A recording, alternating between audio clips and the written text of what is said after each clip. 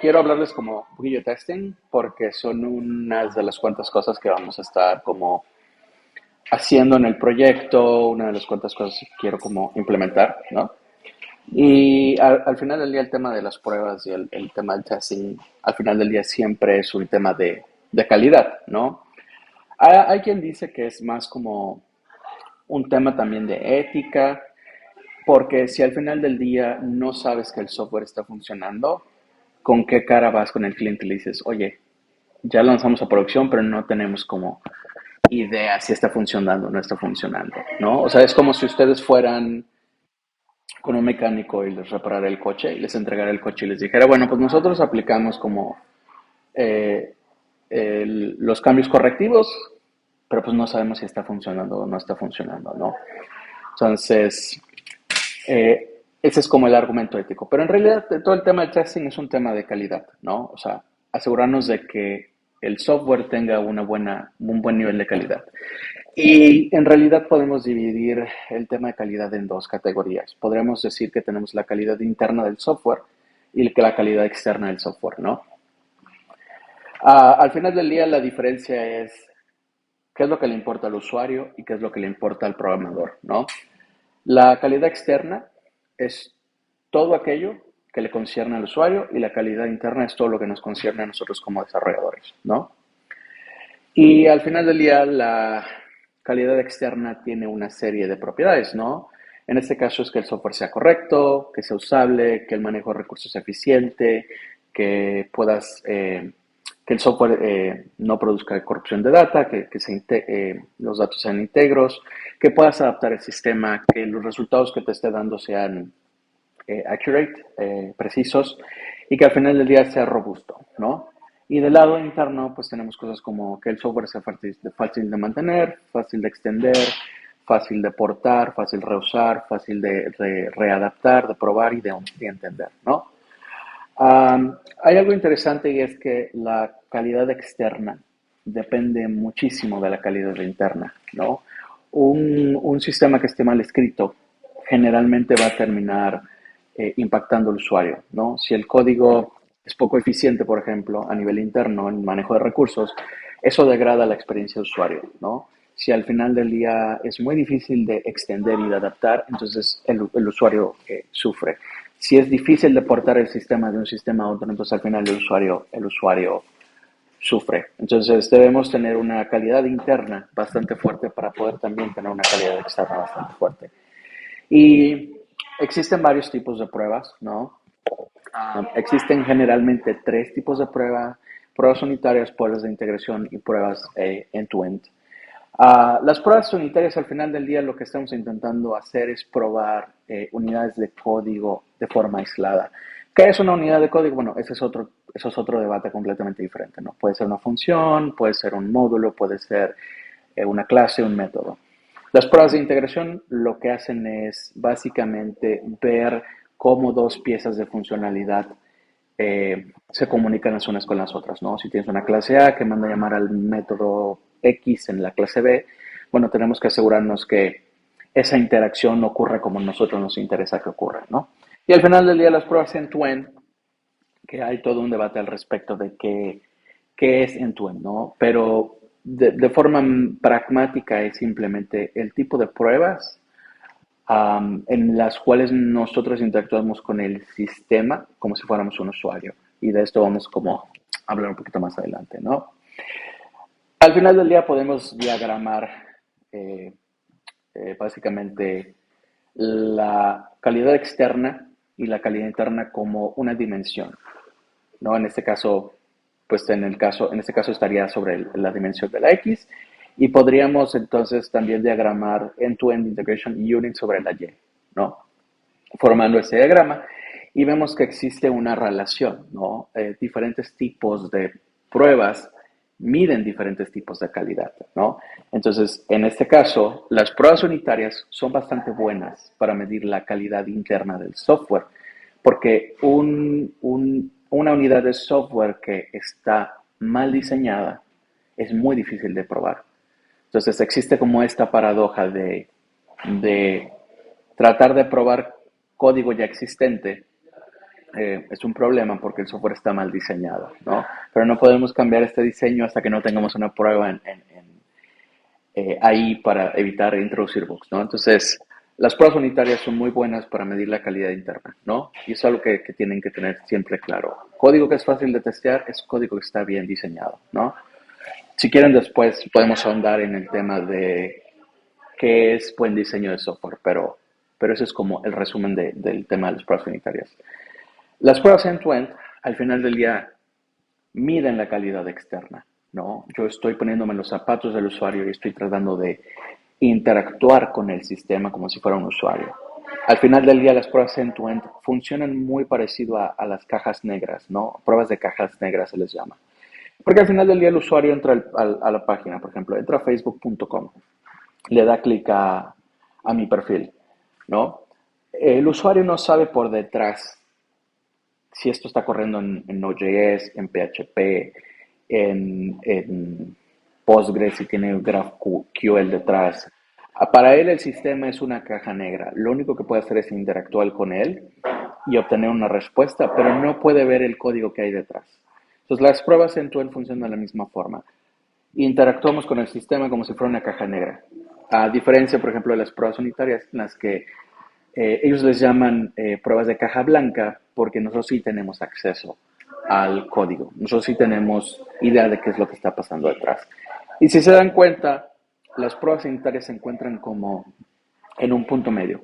Las pruebas de integración se encuentran en un punto medio, miden a veces un poquito de la calidad externa, miden a veces un poquito de la calidad interna, pero al final del día nunca terminan de hacer ambas cosas bien, ¿no? No puedes medir toda la calidad externa con pruebas de integración, pero tampoco puedes medir toda la calidad interna con pruebas de integración, ¿no?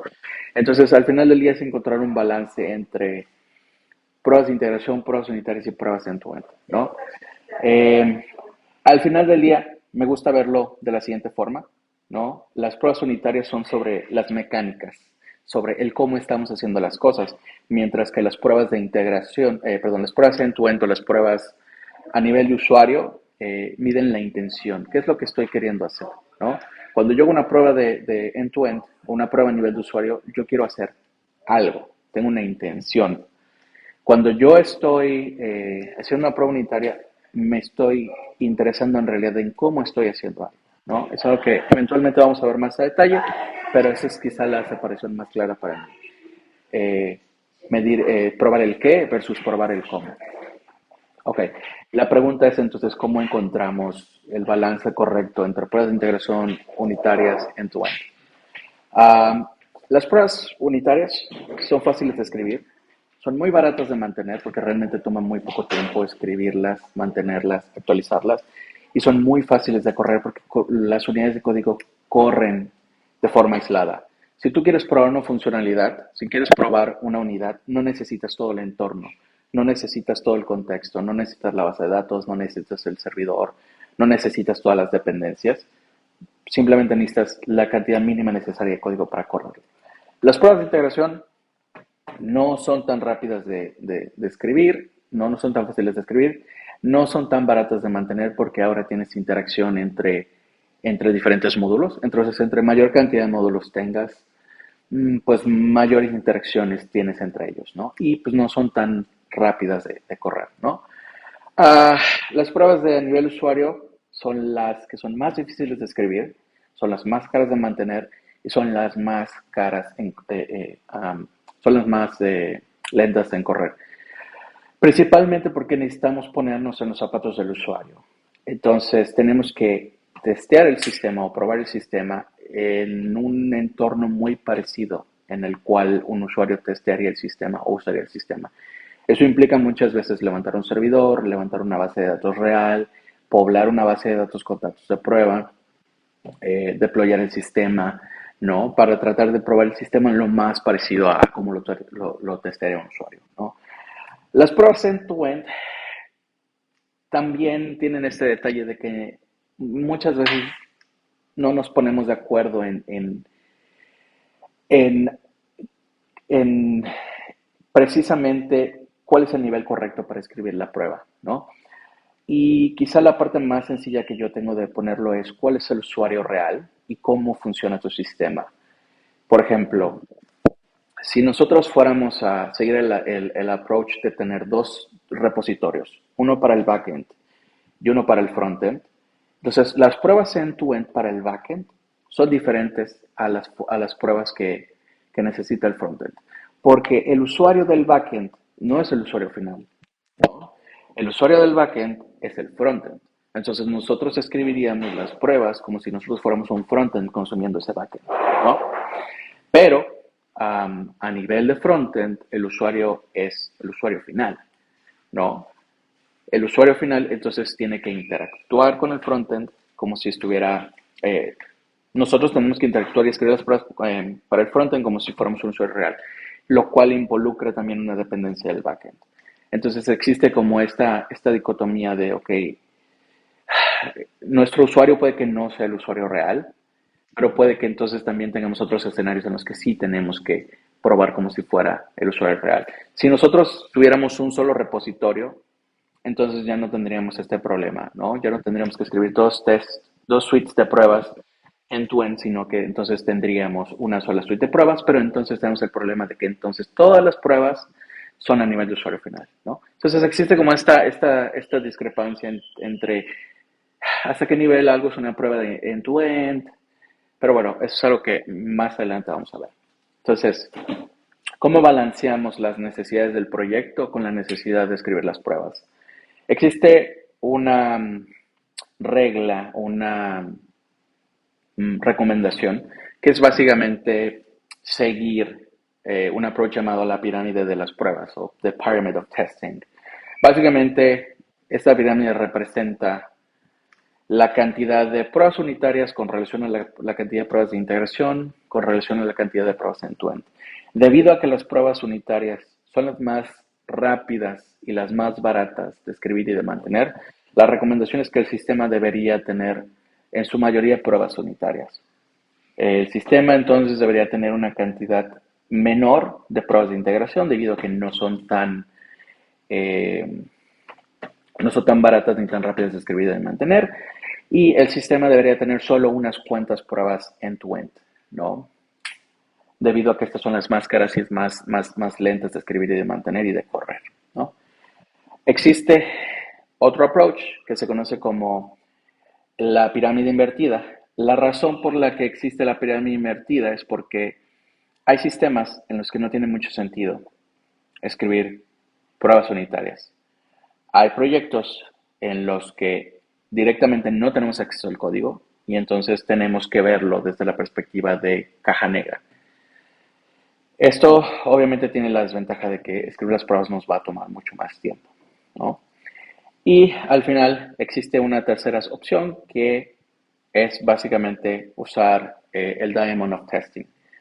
Si dejamos como de lado de lado el tema del dinero y los recursos, estos approaches tienen sus desventajas, ¿no? La primera que tiene la pirámide de las pruebas es que muchas veces las pruebas unitarias pueden pasar, pero a nivel de integración y a nivel de end-to-end fallan, ¿no?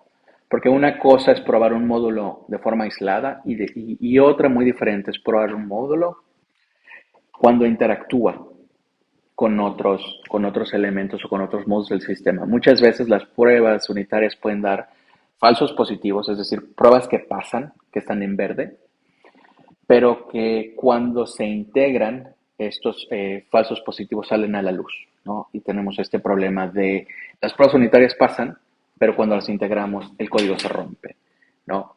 El mismo problema tiene la pirámide invertida, ¿no?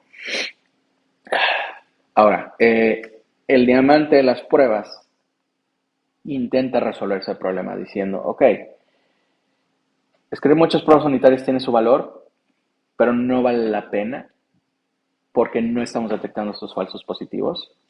Escribir pruebas end-to-end es muy costoso y necesitamos movernos rápido. Entonces podemos cubrir muchos de los casos de las pruebas unitarias, ¿no? Escribiendo pruebas de integración, porque al final del día los casos que cubren las pruebas de integración probablemente también sean cubiertos con pruebas unitarias. Entonces podemos como evitarnos escribir las pruebas unitarias e ir directamente a las pruebas de integración. Y de esta forma podemos medir un poquito de la calidad externa y seguir midiendo la calidad interna, ¿no? Entonces, estos son los tres approaches más comunes que nos vamos a encontrar, ¿no?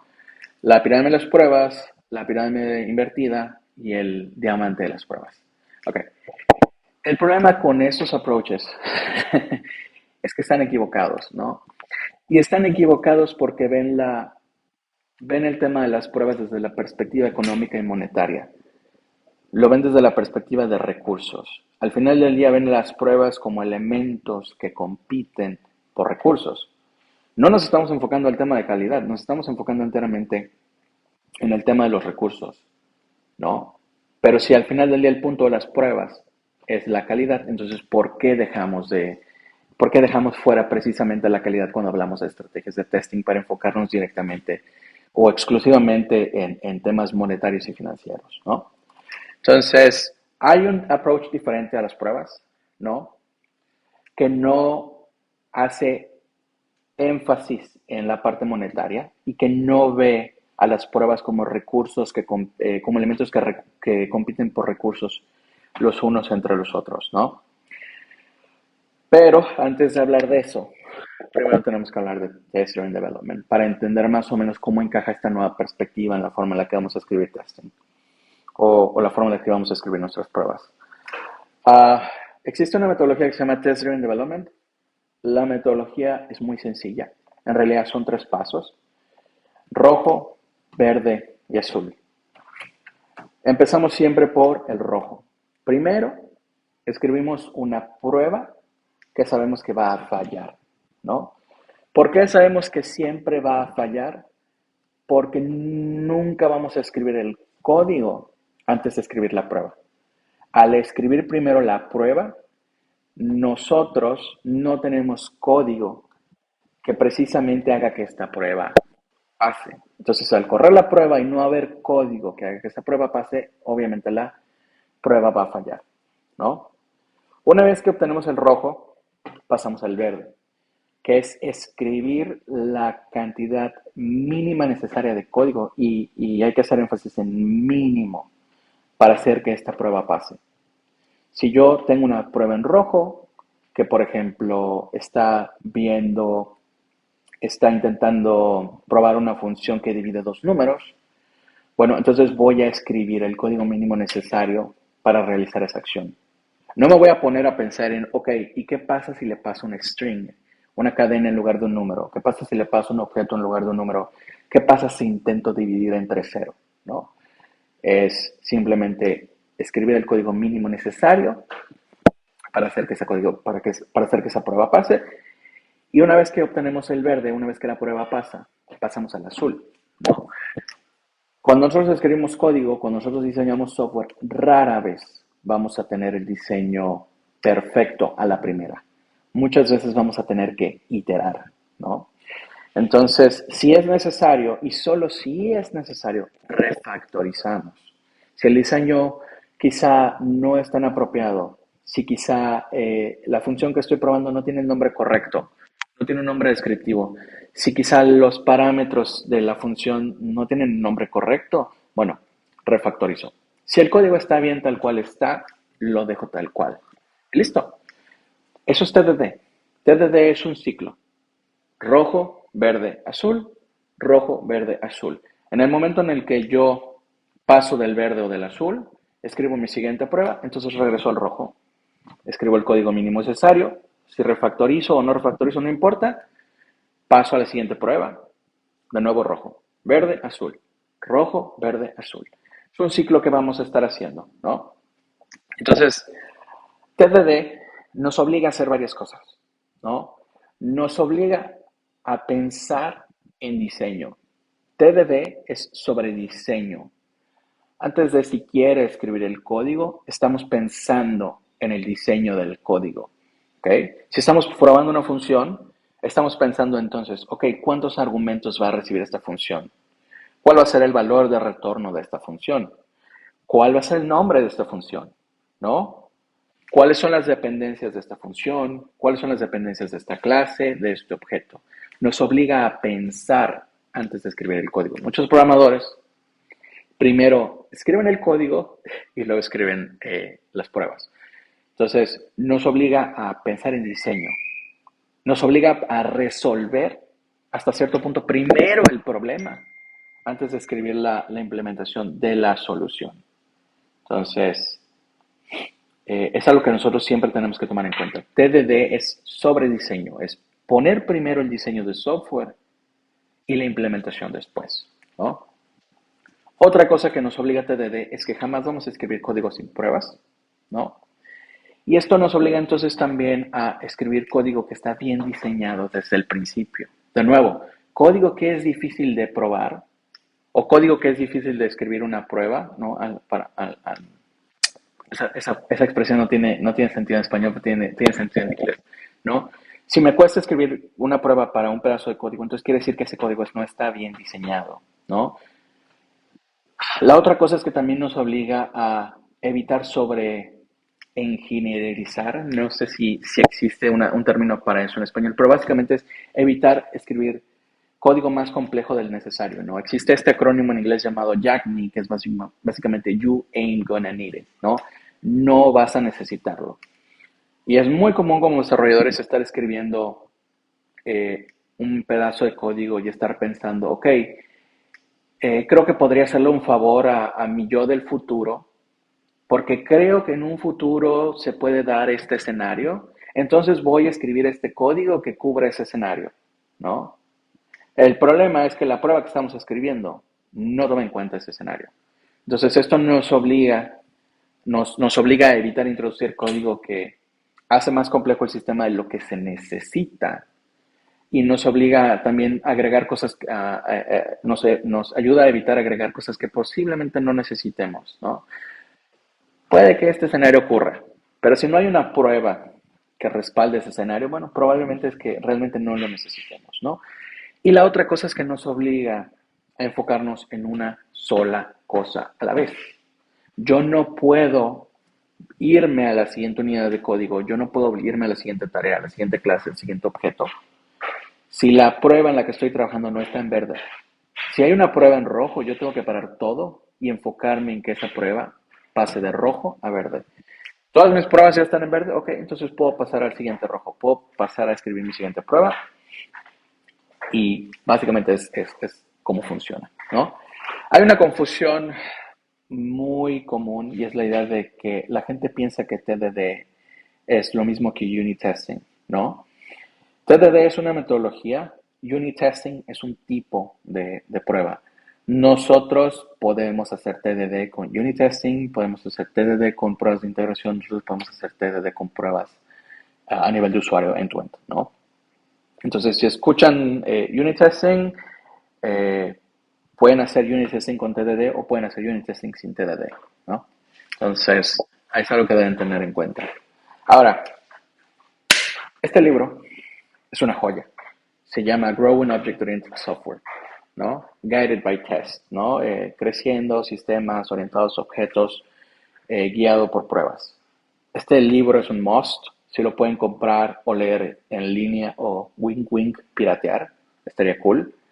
Este libro está escrito en Java. No soy muy fan de Java, pero introduce ideas muy interesantes y muchas de las ideas de las que he estado hablando y de las que voy a hablar un poquito más adelante están en este libro.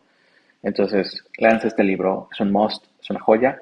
No es una introducción a testing, pero sí es una introducción a dos conceptos que vamos a estar utilizando más adelante, que son los dos bucles, ¿no? Y el walking skeleton o esqueleto, el esqueleto andante o con patas o caminante, no sé cómo traducirlo al español. Ok. Entonces, ¿cómo funciona el tema de los two loops? Ya vimos entonces que TDD puede ir de la mano con unit testing, integration testing y end-to-end testing. Entonces, lo que hacemos en realidad es tomar estos bucles, el de la izquierda, que es el de unit testing, y el de la derecha, y fusionarlos. Dejamos de lado el de integration porque pues al final del día no son tan buenas para cubrir calidad interna y tampoco son tan buenos para cubrir calidad externa. Entonces podemos irnos a los dos extremos y decir, ok, vamos a tomar el bucle de unit y vamos a tomar el bucle de end-to-end y los vamos a fusionar en un solo bucle, que es este de acá, ¿no? Tenemos un bucle externo, que es el bucle de las pruebas de end-to-end, y tenemos el bucle interno, que es el bucle de unit testing. Y de la forma en la que funciona es que siempre comenzamos escribiendo una prueba end-to-end. Siempre. En este caso aquí le llaman acceptance test, ¿no? Pero es el mismo concepto, es una prueba end-to-end. Entonces, supongamos entonces que yo quiero, por ejemplo, agregar el feature que me permita obtener el shopping cart, ¿no? Entonces, escribo la prueba de acceptance, de aceptación a nivel de usuario, que eh, básicamente pruebe todo ese flujo, ¿no? Obviamente, la prueba va a fallar, porque no tenemos ningún código que satisfaga esa prueba. Entonces, yo comienzo a escribir el código necesario para satisfacer esta prueba. Pero como, pero como no puedo escribir código sin haber escrito una prueba antes, paso del bucle grande al bucle pequeño.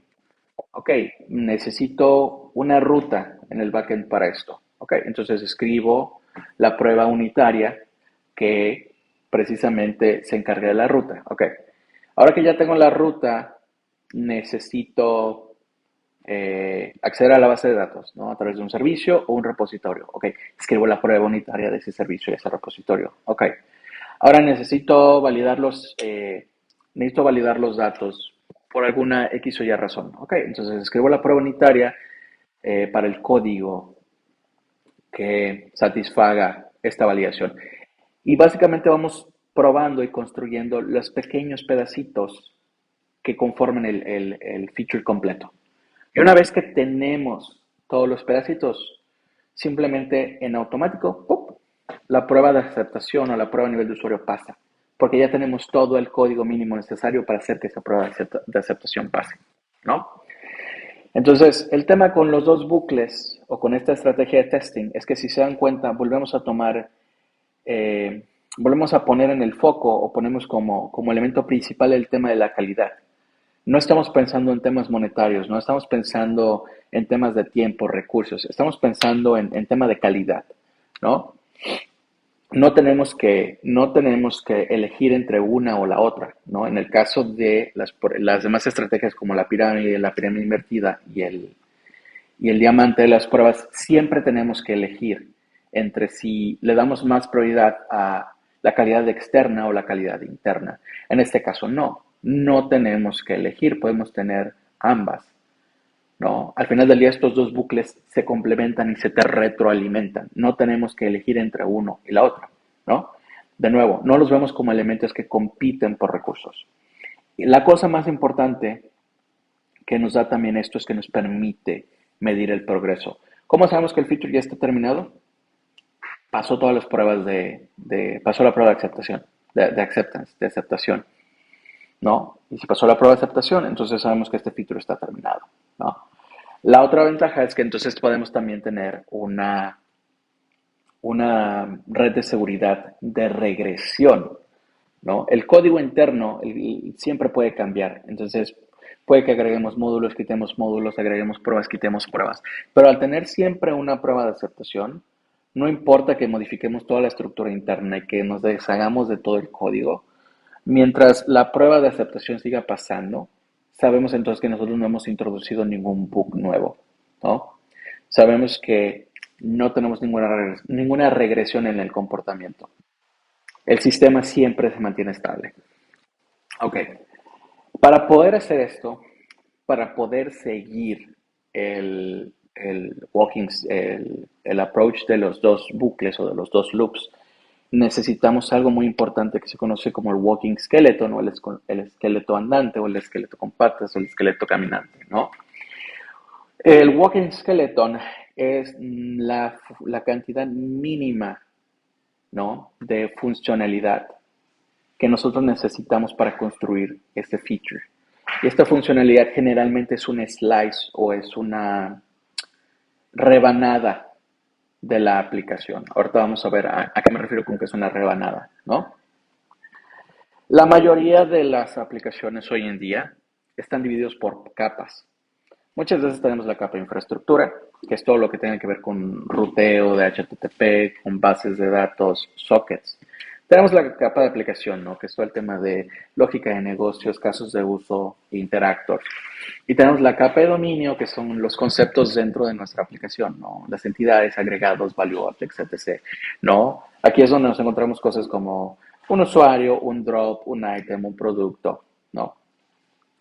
El detalle con los features es que ellos atraviesan todas las capas, ¿no? Para poder obtener el shopping cart necesitamos tanto un pedazo o una rebanada de la capa de infraestructura, la capa de aplicación y la capa de dominio, ¿no? El problema con esto es que la mayoría de los equipos construyen el sistema basado en capas, no basado en los features que necesitamos.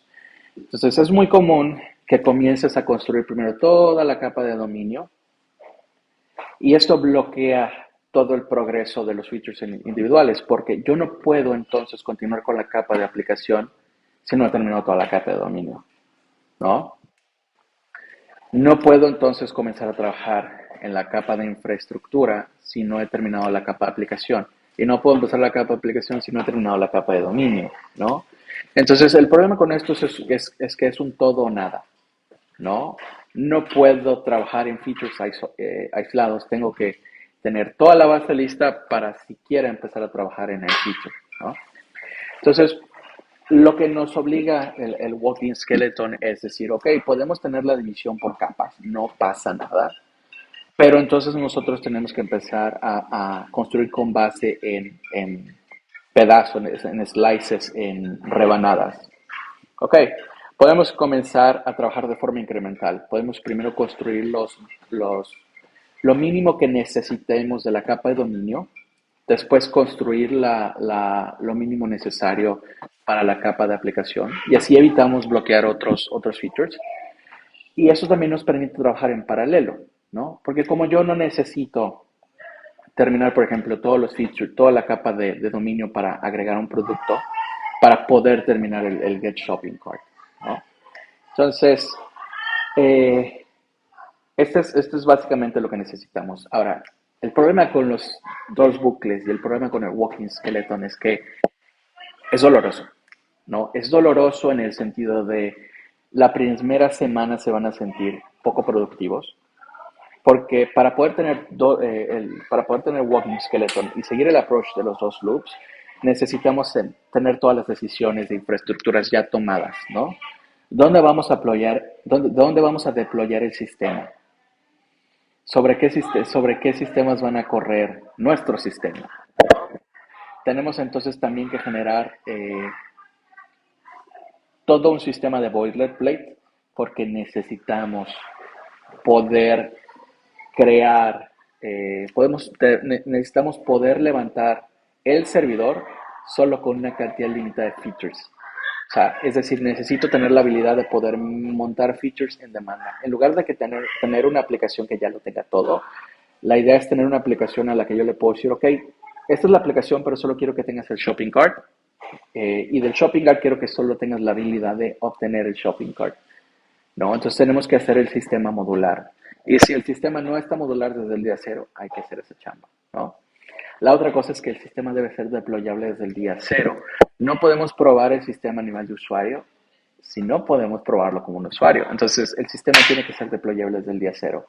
Y la otra es que como vamos a estar probando y probando y probando y probando, el proceso de deployment tiene que estar automatizado, ¿no?